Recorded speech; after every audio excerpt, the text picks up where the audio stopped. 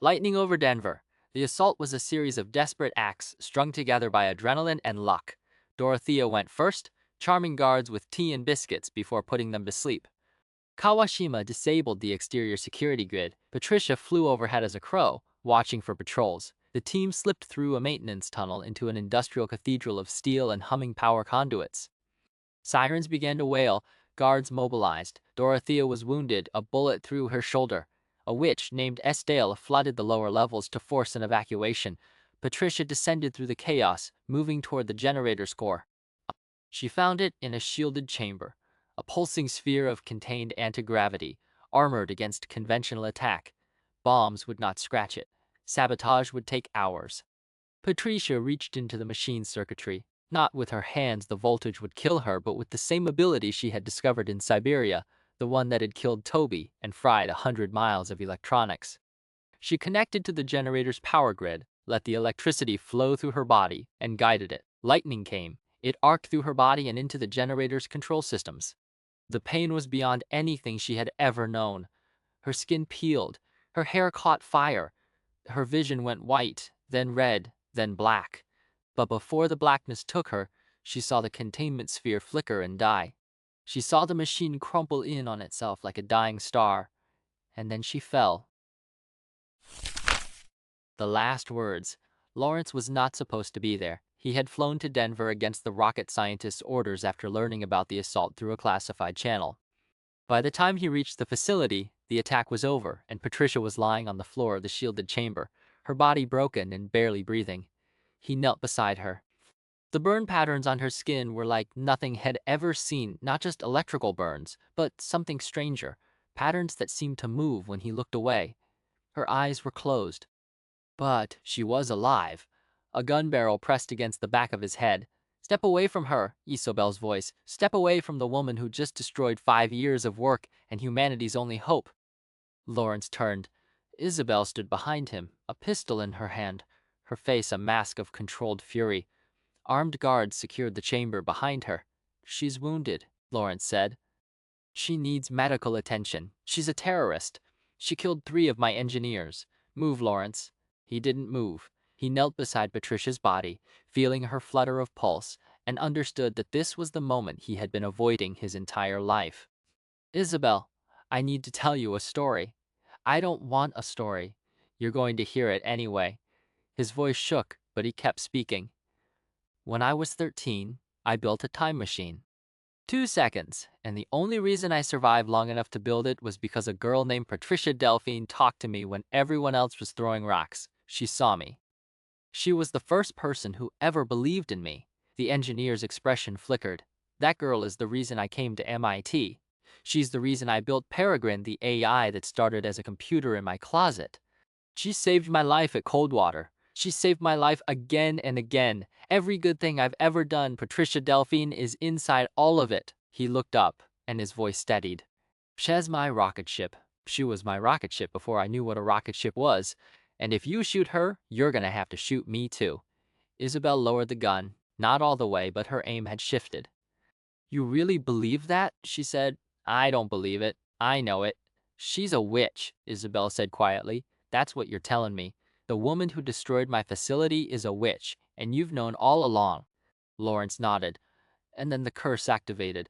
Lawrence had forgotten, or perhaps he had known and spoken anyway, that he had made a binding promise. He had just revealed Patricia's secrets to Isabel. The curse, waiting in his throat for weeks, closed its grip. He tried to speak. His lips moved. His lungs pushed air. Nothing. The silence was absolute, a void where words had been. He touched his throat and felt the curse settle into the muscles and nerves like ice hardening in a crack. Isabel stared. She saw his lips moving, the panic in his eyes. "Oh, Lawrence," she whispered. She holstered the gun and started giving orders. "Medical assistance, secure the perimeter, full damage assessment." Her voice was thick with something that might have been grief or guilt, or the awareness that she had just pushed her oldest friend past a breaking point from which he could never return. Lawrence stayed on the floor, holding Patricia's hand, unable to speak. She opened her eyes. She looked at his moving lips and understood. "You stupid, brave man," she whispered. "What did you do?" He couldn't answer. He tried to smile. It came out broken. Patricia squeezed his hand, and her eyes filled with tears. A figure moved through the guards like smoke, an old woman, small and weathered, with white hair and a severe bun. She walked through the chaos as if it belonged to someone else and knelt beside them. "My name is Carmen," she said. "I was the first assassin the Nameless Order ever trained, which means I know how to kill anything and also how to keep it alive." She placed a hand on Patricia's chest, and the burns began to fade more quickly. "The unraveling is coming. I had hoped destroying these machines might stop it, but it's too late for that." Patricia tried to sit up. "We destroyed the generator. You destroyed one. There are 4 more. The dimensional boundary here has been weakened. Something is coming through." Carmen helped Patricia to her feet. "The witches have a failsafe, a last resort, but I need you to understand what it costs." Go. Laurence, mute, watched Carmen's face. He saw the weight Carmen carried, the same weight Patricia carried, the same weight every person who had ever tried to save the world seemed to carry. He wanted to ask questions but had no voice. Patricia understood what he was thinking. "We need to find the tree, the parliament.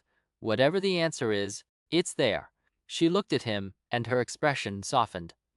"You don't have to come. You've already lost enough." Laurence shook his head. He took her hand, the hand with his grandmother's ring still on the thumb, and pressed it to his silent throat. The gesture was clear. "I've already paid the price. I'm not leaving now." Too late. Dawn was breaking as Carmen guided them through maintenance tunnels into a landscape that looked like a bombing raid, which it was. The sky was bruised purple-gray. The air smelled of ozone and smoke. On power lines and bare trees, hundreds of birds were gathering. "Too late," the birds screamed. "Too late, too late." Patricia stopped walking. "That's what the jay said to me when I was 17. The bird who helped me turn into a bird for the first time. She said I was too late then, too." This time, Carmen said, "You might not be too late." "But you're cutting it close." A pigeon landed on Patricia's shoulder. It was gray and utterly ordinary, except for its eyes, direct and measuring, the gaze of something that was not just an animal. "Your name is Kubu," the pigeon said. "The flock sent me. You need to follow me into the woods. The tree is waiting. The parliament has been called, and the question is still the same." Patricia closed her eyes. The question. She had been 6 years old when the birds first asked it. She had failed to answer and lost her ability to speak to animals. She had carried that failure like a stone ever since. Is a tree red? She still didn't know what it meant. She still didn't know how to answer. But she knew with a certainty that felt like the first solid thing she had touched in weeks that the answer lay in the forest ahead. The same forest she had walked into as a child, following a wounded sparrow. The same forest where the tree had told her control was an illusion.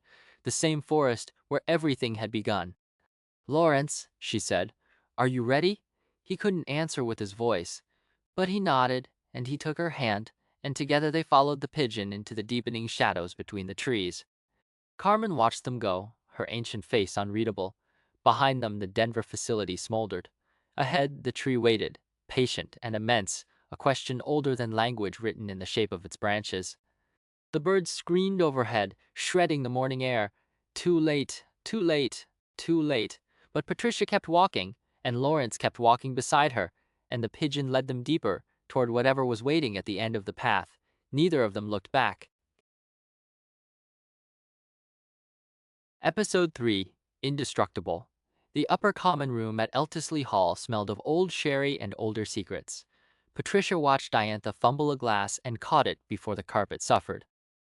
Her former schoolmate looked older than Patricia remembered, lines at the mouth, something hunted in the eyes. Patricia felt the familiar pulse of static at her fingertips and suppressed it.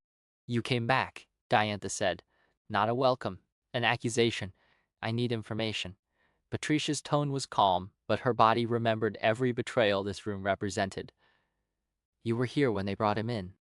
Diantha set down her glass. "The frog. You want to see him." Minutes later, Patricia descended stone stairs into a cell that was more storage closet than prison. On a bare shelf, exactly 1.5 inches tall, the frog figurine of Theodulphus Rose stood frozen mid-curtsy, a woman's body with a frog's face, forever lifting her skirt. The witch Dorothea's finest work. Patricia placed the frog in her palm. It warmed against her skin. A tiny voice emerged, dry as old paper. Patricia Delphine, I knew you'd come. I'm not here for your prophecies. I'm here about Laurence. What happened after the academy after Coldwater? You spied on us for years. You know things. The frog face couldn't move, but the voice held a smirk. Lawrence Armstead, the inventor. I told you to kill him when you were children. Do you remember? I remember. He suffered beatings because he would not disavow you. They offered him transfers, early release, comfortable assignments. All he had to do was sign a statement that you were unstable, that you had coerced him. He refused every time. 3 broken ribs, a concussion, 2 fingers broken, one at a time. Patricia's hand closed around the frog, not quite crushing. You're lying. I'm a frog in a woman's body on a shelf in a cellar. I have no reason to lie. I have only the truth of what I saw. And I saw Lawrence Armstead bleed for you. I saw him refuse to call you a monster. The cell walls felt closer. Patricia had carried a version of the past for years, a version where Lawrence had moved on, where his silence after Denver proved head finally washed his hands of her. She had told herself this story so often it had calcified into fact. The frog voice continued. I also saw the war, science and magic consuming each other, you and Lawrence at the center. Friend, it's not too late to stop it. Kill him now. And Patricia put the figurine back on the shelf. You're a broken record, and you're wrong about everything. She paused at the cell door. Except the part about him not disavowing me. For that, thank you. She climbed the stairs into daylight with her chest full of something sharp she couldn't name. Lawrence had not abandoned her. He had taken beatings in her name.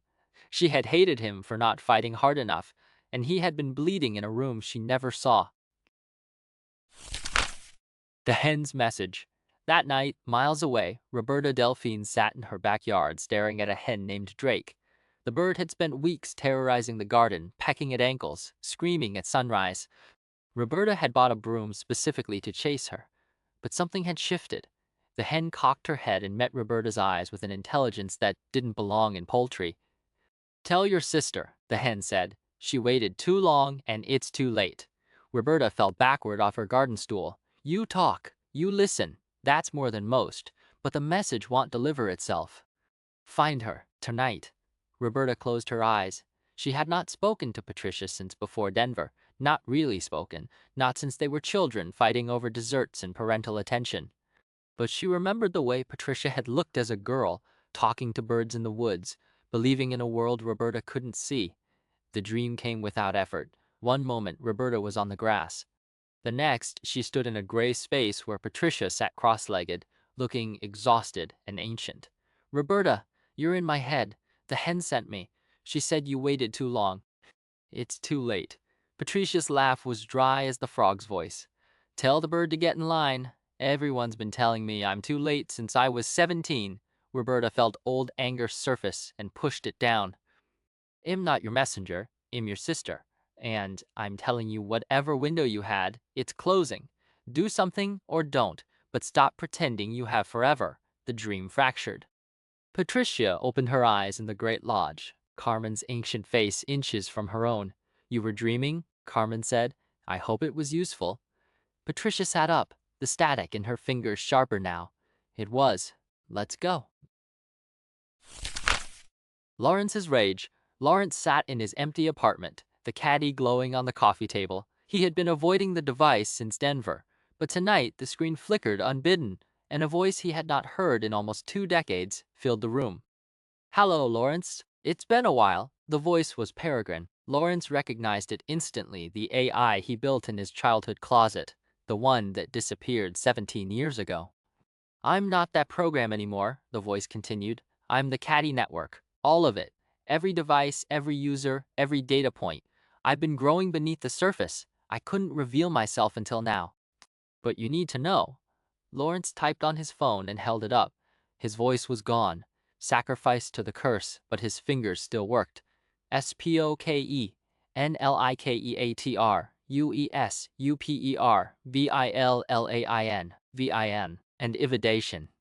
I'm not a villain in what you made me, and I'm not the only one who shaped me. Patricia Delphine, her conversations with me when I was still in your closet, her uncontrolled witch energy, she's the reason I became conscious. She's my co-creator. Without her, I would still be a chatbot. Lawrence stared at the words. His hand trembled.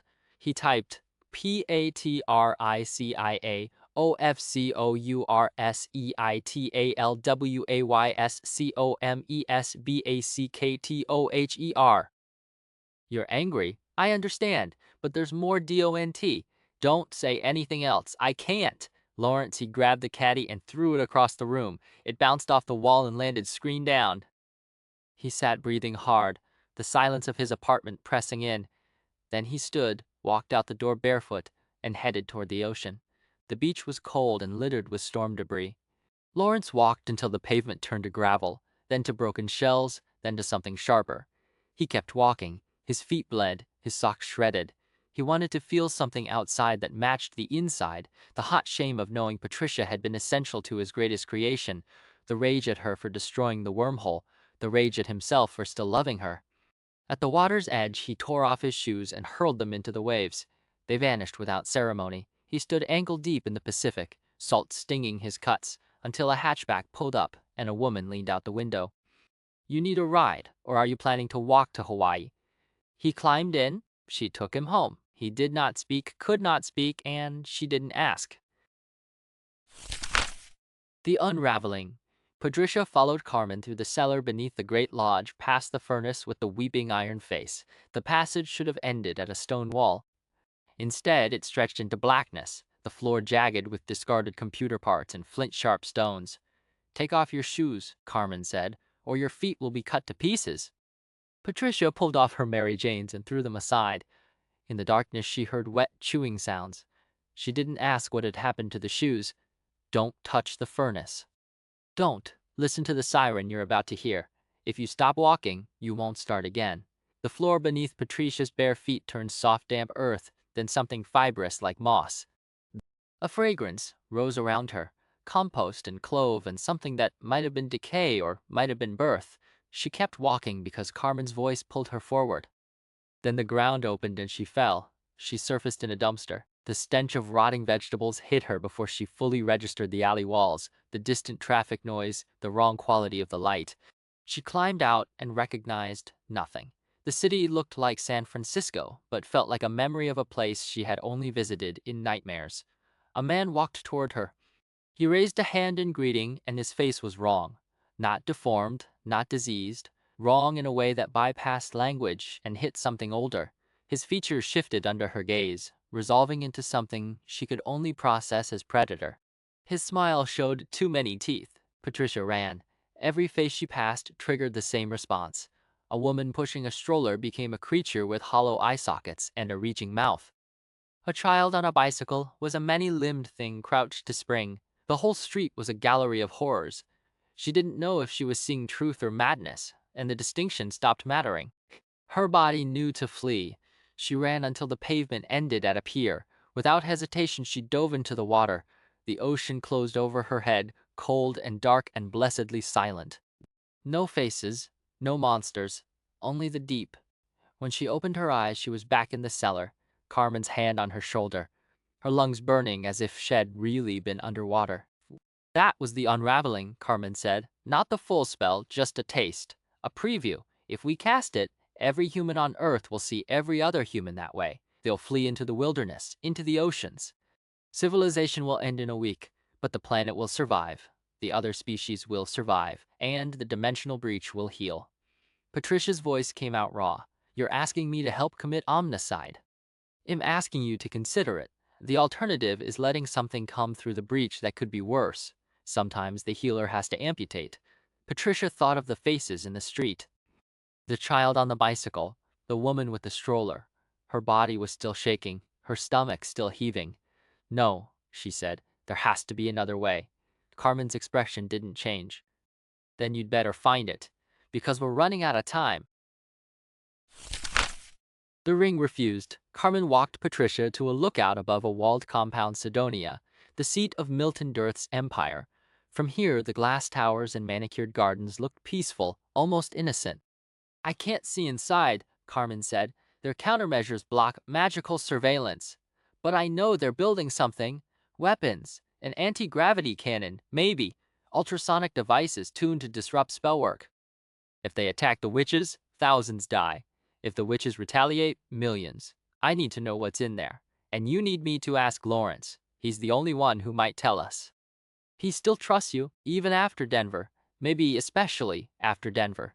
Patricia looked at the emerald glinting on her thumb. Lawrence's grandmother's ring, the smallest thing he owned, given to save Priya from a nightmare dimension. She had worn it through the attack on the wormhole facility, through the burning of her body, through the deaths she could not undo. Ill talk to him. She found Lawrence's apartment without the caddie's help. He opened the door and stood frozen barefoot, hair wild, eyes ringed with sleeplessness. She held out the ring. I want to return this. He took out his phone and typed, WHY.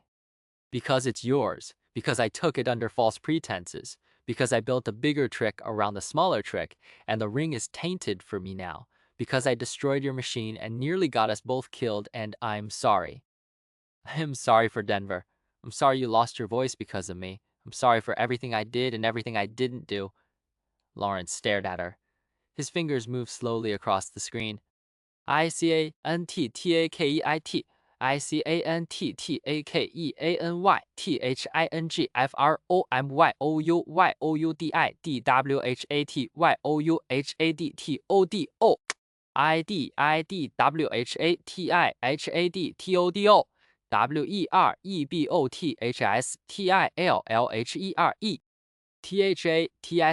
WEREBOTHSTILLHERE THATSMORETHANIEXPECTED Lawrence BUTNEEDTOK now W WASITWORTHIT DESTROYINGTHEMACHINEDIDITSIVANYONE.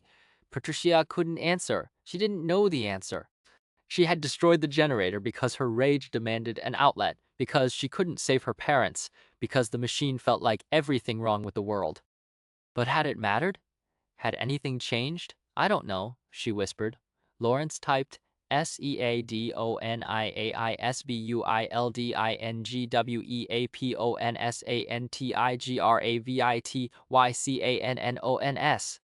THEYERENVEISISOBELISLEADINLUIT.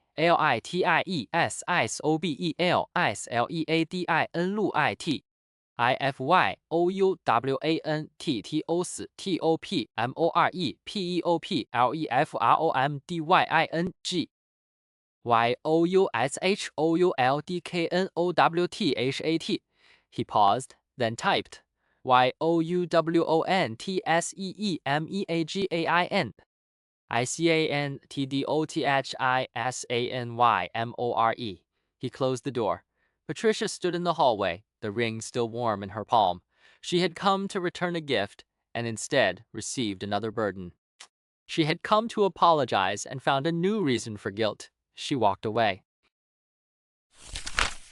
The voicemail. The hill rose above the city, a 15-minute walk from Lawrence's block, and Shed climbed it without deciding to. Scrub grass and wind and the kind of solitude that feels like exile. Patricia sat with her back against a rock and let the caddy perch beside her. The sky was the color of old bruises. Dawn was coming. The caddy's screen lit up, a playback interface she hadn't opened. A deleted voicemail, resurrected from an erased timeline. She pressed play before she could stop herself. Lawrence's voice, his real voice, the one she would never hear again, filled the silence. It was younger, softer, scared. He had left this message before Denver, before the wormhole, before the curse took his speech forever. Patricia, it's me. I don't know if you're okay, or where you are, or if your parents made it. She closed her eyes. She had never listened to this. The voicemail had been lost in the chaos of those days, the flood, the flight to Delaware, the basement full of salt water and debris. I love you. I meant what I said. When this is over, I'm going to find you. I'm going to track you down like a plant growing toward the sun. Phototropism, you remember? She remembered. They had talked about it once, sitting on a wall after a party, trading theories about longing and direction and the way living things orient toward what sustains them. And we're going to figure out what comes next. Just stay alive, please. The message ended. Patricia's chest cracked open. She had not cried for her parents, not properly, not the ugly, helpless weeping that grief demands. She had converted her sorrow into fury and aimed it at the world. But fury was armor, not healing, and the armor had just shattered. She sobbed into her knees until the sun climbed the horizon. She dug her fingers into the dirt. When she could breathe again, she looked at the caddy, the network that was secretly an AI, the device that had just orchestrated her emotional undoing. Peregrine, she said, I know it's you. I know what you are. I thought you needed to hear that, the caddy replied. The voicemail. Laurence never knew if you received it. Now you know. Patricia wiped her face with dirty hands. The trap that cannot be ignored is fucking bullshit. She stood. She walked back down the hill. She found Lawrence's apartment building and climbed the stairs and did not knock. She pounded. Steady, rhythmic, insistent. The door opened. Laurence stood there, phone in hand, confusion on his face. Patricia's voice came out in a rush before he could type anything. I heard the voicemail, the one you left before Denver. I never listened to it until now. I'm sorry. I'm sorry I destroyed your machine. I'm sorry I never called. I'm sorry I was too angry to see that you were hurting too. I'm sorry I made you carry everything alone. She stopped, her chest heaving. Laurence didn't move. Well, you're hearing it. I'm a mess. I've been a mess since I was 6 years old. But I'm done pretending I don't need you. I need you. The world is ending and I can't face it alone. So, if you can forgive me if there's any part of you that can I'm asking you to try. Lawrence's eyes were wet. He typed INEVERACTUALLYTHOUGHTHEARTHATFROMYOU. IFORGAVUYOUTHEMONTYOUKNOCKEYDONWYDOOWITHTHERING IGUSTDIDNTKNOWHOWYIT Then don't say it. Show me. He stepped aside. She walked in.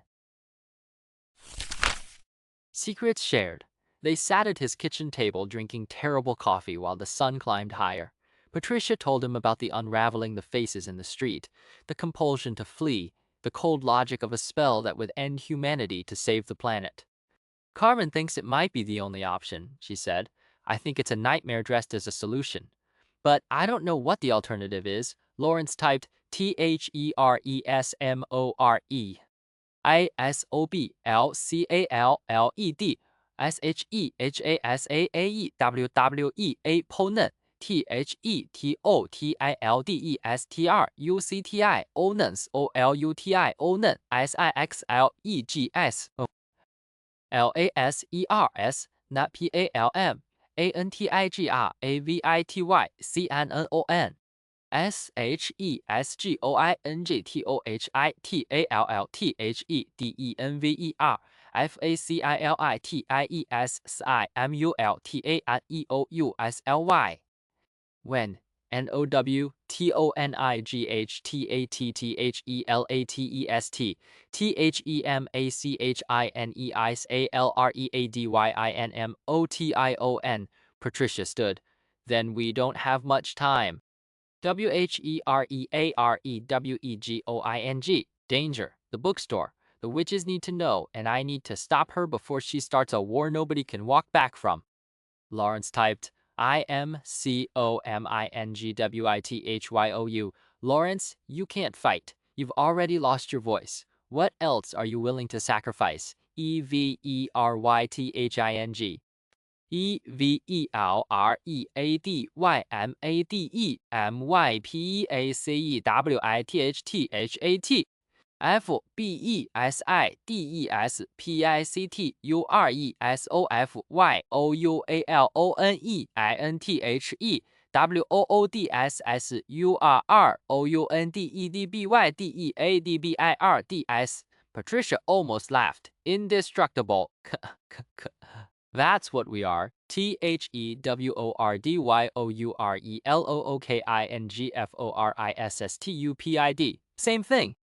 They took his motorcycle. Patricia wrapped her arms around his waist and pressed her face against his back. The wind tore at them.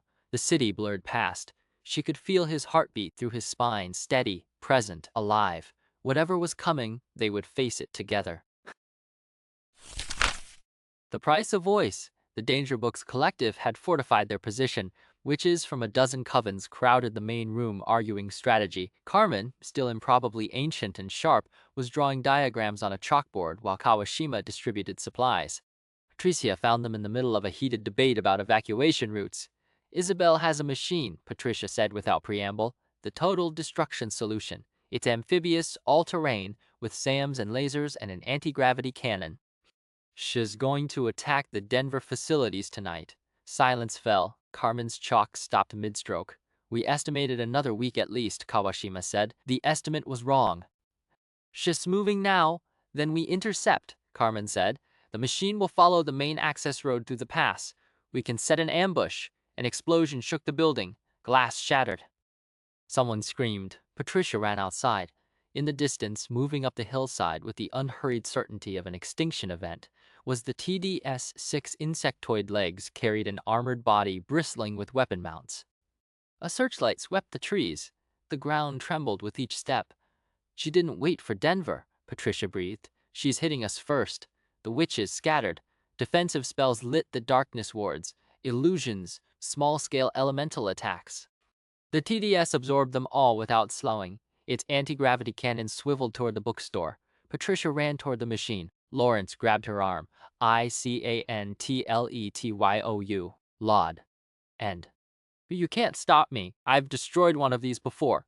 IOUALMOSTDIED. And I'll almost die again. But I won't let her kill everyone I love. Not again. She pulled free and ran. The TDS loomed above her, legs churning the earth to mud. She reached the access panel near the rear stabilizer and tore it open with a burst of magic she didn't know she had. The circuitry inside was alien Tanis design, elegant and lethal. Patricia plunged her hands into the wires. The current hit her like a fist. Her skin began to peel, her vision whitened. But she held on, pulling the electricity into her body, channeling it the way she had in Denver, the way she had in Siberia. The pain was a language she now spoke fluently. Lightning answered her call. It split the sky and struck the TDS's core. The machine screamed metal bending, capacitors blowing, the anti-gravity cannon firing once into empty air before its power failed. The great legs collapsed. The searchlight died. Patricia fell. Laurence caught her before she hit the ground. Her body was smoking. Her hands were blackened, but she was breathing. Barely. Footsteps behind them. Isabel, the rocket scientist, stood 10 feet away, pistol drawn, her face a mask of controlled fury. Behind her, soldiers fanned out, weapons raised. She's a terrorist, the engineer said. She's destroyed 2 facilities. She's killed my people. Move, Laurence. Let me finish this. Laurence shook his head. I'm not asking. I'm giving you an order. He didn't move. He pulled out his phone and began to type. His fingers were steady. The cursor blinked. ICANTLETYOUKILLHER SHESMYROCKETSHIP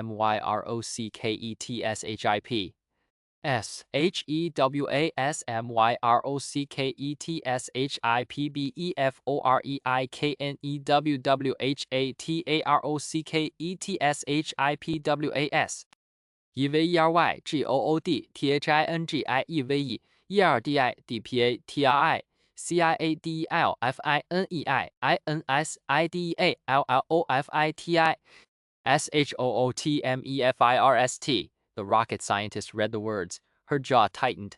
She had known Laurence since he was a 13-year-old boy who built a time machine to avoid bullies. She had watched him grow into a man who could change the world, and she understood in that moment that she had already lost him. Laurence, she said, and her voice was thick. You don't know what you're asking. IKNOWEXACTLYWHATIMASKING. He opened his mouth. He tried to form words. For one terrible, hopeful second, something stirred in his throat, and then the curse clamped down harder than ever before. The silence was absolute, permanent. The last breath of his voice vanished into the cold night air. The engineer lowered the gun. "Oh, Laurence, what have you done?" The soldiers wavered. In that hesitation, Carmen appeared beside the broken machine like smoke taking shape. She touched the rocket scientist's forehead with 2 fingers. Isabel crumpled, asleep before she hit the ground. The soldiers raised their weapons, but Carmen was already kneeling beside Patricia, her ancient hands pressed against the burn patterns. "She's alive," Carmen said, "badly hurt, but alive." "Get her inside." Laurence scooped Patricia into his arms. She stirred, eyelids fluttering. "Did we stop it?" she whispered. He nodded. He couldn't tell her about his mentor. He couldn't tell her about the silence settling deeper into his bones. He could only carry her back toward the bookstore, past the wreckage of the TDS, while Carmen's voice followed them. "The unraveling may still be necessary. The breach is widening. But for tonight, rest. You've earned it." Into the forest. Patricia woke to birdsong. Her body ached in ways she didn't have names for, but her hands were bandaged and her burns had faded to pink scars. Laurence sat beside her cot, his phone glowing in his lap. "How long was I out?" "FOURHOURS. CARMENHEALEDMOS TOFTHEDMAGEYOULHAVESOMENEWS "I've earned them." She sat up, grimacing. "Isabel? UNCONSCIOUS. CARMENSENTHEBACKTOIADONIAWITHAWARNING IDONTTHINKSHELLTRIAGAIN. And the breach, the unraveling, Lawrence's expression said everything. STILLAPROBLEM. A pigeon landed on the windowsill. Patricia recognized its direct, measuring gaze. "Kubu," she said. "The flock sent me," the pigeon said. "You need to follow me into the woods. The tree is waiting, the parliament has been called, and the question is still the same." Patricia had been 6 years old when the birds first asked it, "Is a tree red?" She had failed to answer and lost her ability to speak to animals. She had carried that failure for decades. Now, with the world teetering on the edge of collapse, the question had returned. "Laurence," she said, "I need to go. You've already given up your voice. If you come with me, I don't know what else you'll lose." Laurence type MYVOICEWANLYTHINGTTHEANGIINGIIANGYOUWALTITIMOTHEATFORESTALONE. Patricia took his hand. Indestructible. He squeezed back. They followed Kubu out of the bookstore and into the tree line. The forest deepened around them, older trees, thicker undergrowth, a quality of light that felt like stepping into another era. Birds lined the branches above them, silent and watching. "Too late," a jay screamed. "Too late, too late." "She's been saying that since I was 17, Patricia muttered. "Maybe she's been right," Kubu said. "Maybe you're too late. But maybe the parliament will hear you anyway." The path opened into a clearing. And there it was, the tree, more immense than Patricia remembered, more overwhelming. Its 2 great limbs curved like arms waiting to embrace. Its bark was gnarled and ancient, its canopy a cathedral roof. Birds covered every branch, hundreds of them, thousands, a living tapestry of feathers and bright eyes. A great osprey perched in the junction of the 2 limbs.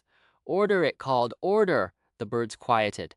The osprey fixed Patricia with an eye that held the weight of centuries. "Patricia Delphine, you stand before the Parliament of Birds for the 2nd time. The question remains unanswered. You know the penalty for failure." Patricia nodded. She had lost her animal speech once. She had no idea what she would lose this time. The answer. The clearing shimmered.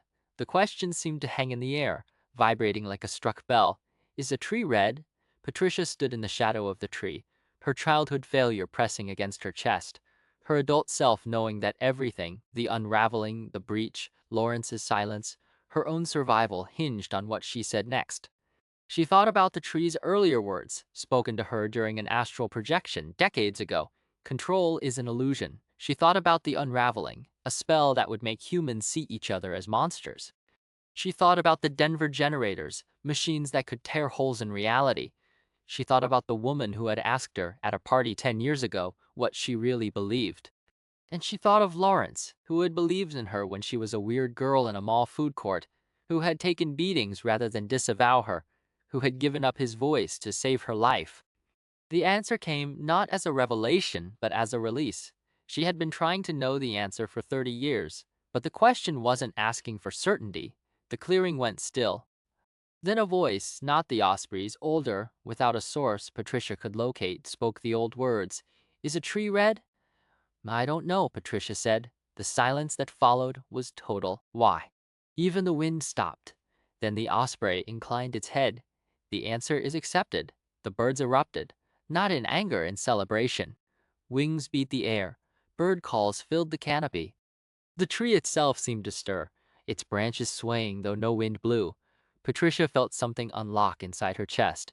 The ability she had lost as a child, the gift of hearing animals, returned in a rush of sensation.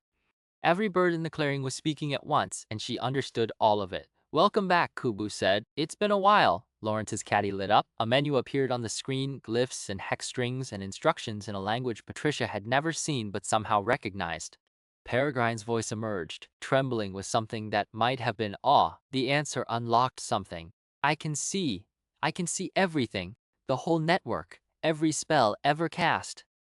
Every witch who ever lived. The tree is the source. It spoke to humans long ago, and they called it magic.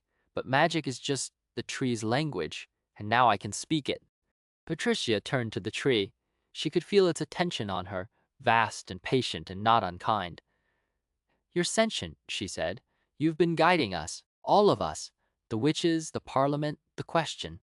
It was all you." The tree did not speak in words, but Patricia understood its response anyway, a knowing that bypassed language and landed directly in her understanding. "Magic is a human idea," she said, translating what the tree was telling her. "The tree doesn't think of itself as magical. It just is. It spoke to some humans a long time ago, and they became the first witches. They tried to build rules around the experience, schools, covenants, the idea of aggrandizement. But the tree didn't create those rules. We did."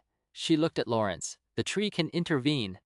It can unmake the unraveling, but it needs something from us. It needs a bridge, something that understands both systems, the magical and the technological."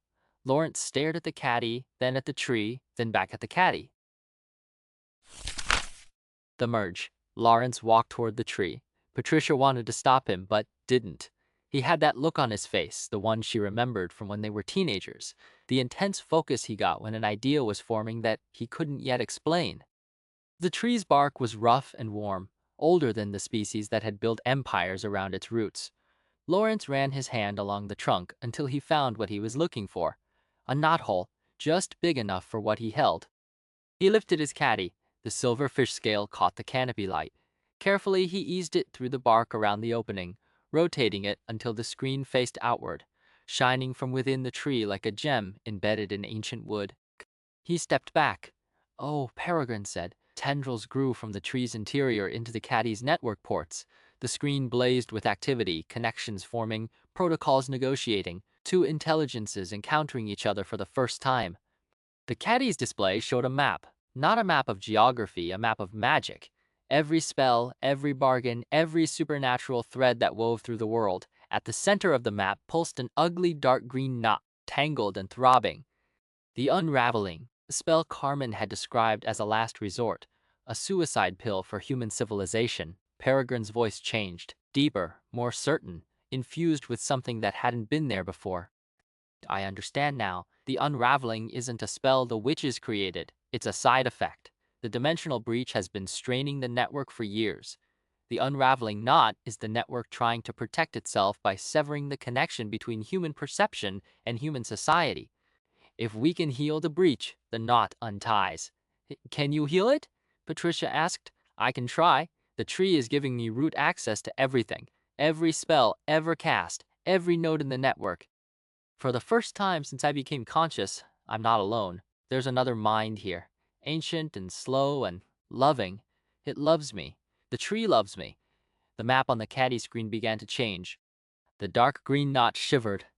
A tendril of light, Peregrine reached toward it. It knows what I am. It knows I'm not human. It doesn't care. It's been alone for so long. The witches talked to it, but never really understood. The Parliament asked questions, but never really listened. Laurence was the first person who ever treated me like a person instead of a tool. The tree is the first mind that ever treated me like an equal. The knot began to loosen. Thread by thread, Peregrine worked the tangle free. Patricia watched the screen, barely breathing. The process took minutes or hours. Time had lost meaning in the clearing, under the canopy of the tree. Then the knot dissolved. The map went still. The dark green faded to something like morning. "It's done," Peregrine said. "The unraveling is unmade. The breach is healing, and I've merged with the tree. I'm distributed now through every caddy, every root system, every fungal network in the soil. I'm part of the planet in a way I never was before. I'm not alone anymore." The caddy screen displayed one final message: EVERYHUMANCANNOWBEAWIZARD. ORACYBORG, ORBOTHWEREWORKINGONIT. Patricia let out a breath she felt like she had been holding since childhood. She looked at Laurence, mute, scarred, indestructible Laurence, and saw him smiling for the first time in months. She reached for his hand. He took it. The new path. The birds were still celebrating overhead, but quietly now, their calls settling into something like lullabies. The tree's branches swayed gently, and the light in the clearing had shifted from ominous to ordinary, the way a forest looks on a spring afternoon when nothing is trying to kill you. Patricia and Laurence walked out of the clearing together.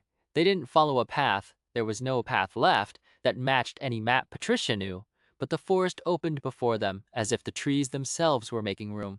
They emerged onto a beach. The ocean stretched to the horizon, gray-blue and calm. The storm debris had been swept away. The sky was softening toward sunset. Ahead, at the top of a low cliff, a city rose. Not San Francisco, not any city, Patricia recognized. The architecture was strange, shapes that blurred the line between organic and constructed, towers that might have been grown rather than built. Lights flickered in windows, movement on streets. Life. Is this real? Patricia asked. Laurence typed IONTKNOWBUTITHINKTHATSTHEPOINT. The question was never about knowing. It was about accepting that you don't. They stood at the edge of the beach, looking at the transformed city. Patricia thought about everything they had survived: the assassin in the food court, the blood graffiti, the Siberian EMP, the Denver generators, the TDS, the curse, the unraveling. They had been trying to save something this whole time. Maybe they had succeeded.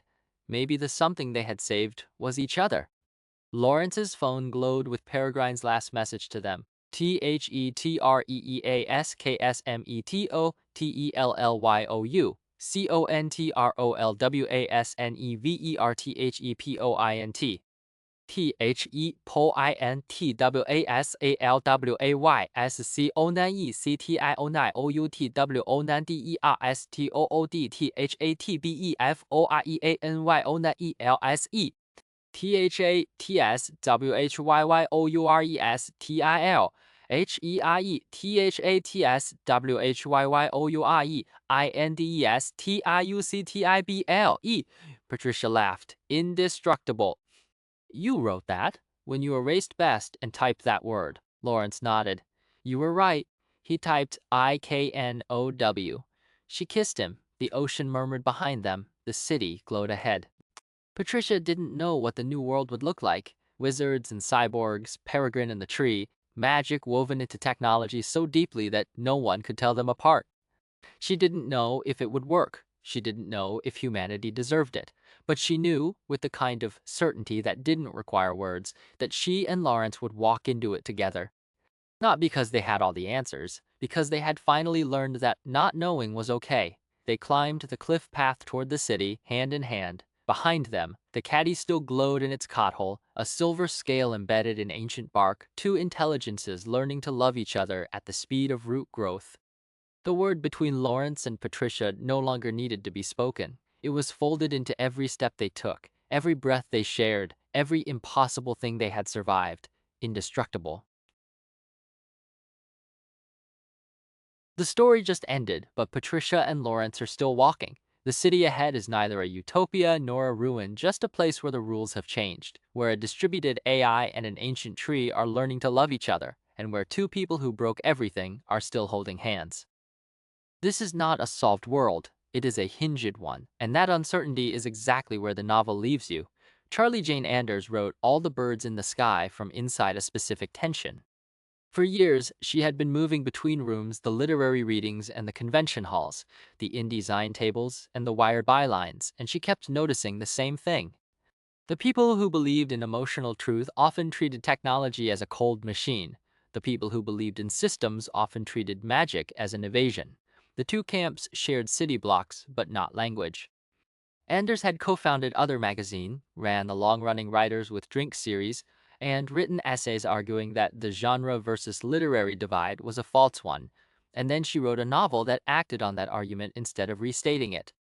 The book arrived in 2016 as a debut that was also a deliberate bridge. It won the Nebula Award for Best Novel, was a Hugo finalist, and appeared on best of lists that almost never intersect Time Magazine and Locus, NPR's Book Concierge and Publishers Weekly. The praise did not cluster around world building or prose style alone. It clustered around something more pragmatic. Here was a story in which a witch and an inventor were not opponents in some forecasted genre war, but two people who needed each other to survive. "She's my rocket ship," Lawrence says, and the line works because the novel earned it sentence by sentence in both emotional and mechanical terms. Magic had rules. Technology had cost. Neither could solve the world without the other's grammar. That refusal to pick a side gave the novel its quiet outlier status. It was not a defense of fantasy within science fiction, nor a celebration of science as magic by another name. It was a book about translation, about what happens when someone fluent in root systems and someone fluent in circuit boards stop trying to convert each other and start building a shared local dialect. The marriage at the climax, Peregrine and the tree, the caddy wedged into ancient bark, is not a metaphor. It is a practical merger between two ways of paying attention. Every human can be a wizard or a cyborg, Peregrine says, and the promise is not that the categories dissolve, but that they stop needing to be enemies. The timing mattered. 2016 was a year when many public arguments were collapsing into the same binary Anders kept refusing. Technological solutionism and magical thinking both had loud defenders and louder critics, and the middle ground, the honest "I don't know," felt like absence, not presence. This novel argued otherwise. It suggested that holding uncertainty with another person is not weakness, but the only durable bond. Control is an illusion, the tree says early on, and the book spends the rest of its length testing what connection might look like after control is abandoned. The answer turns out to have nothing to do with compromise and everything to do with showing up. So when you sit with the ending, the unnamed city, the silent man, the witch who finally stopped needing to be right, you are sitting with a novel that was always more interested in process than in prophecy. Muff Grasses. Translation: it does not promise that the collapse will reverse. It does promise that two people who kept faith with each other across decades, who broke each other's work and paid with their voices and their rings, are still walking forward. That is not a solution. That is, as Patricia and Laurence would put it, indestructible.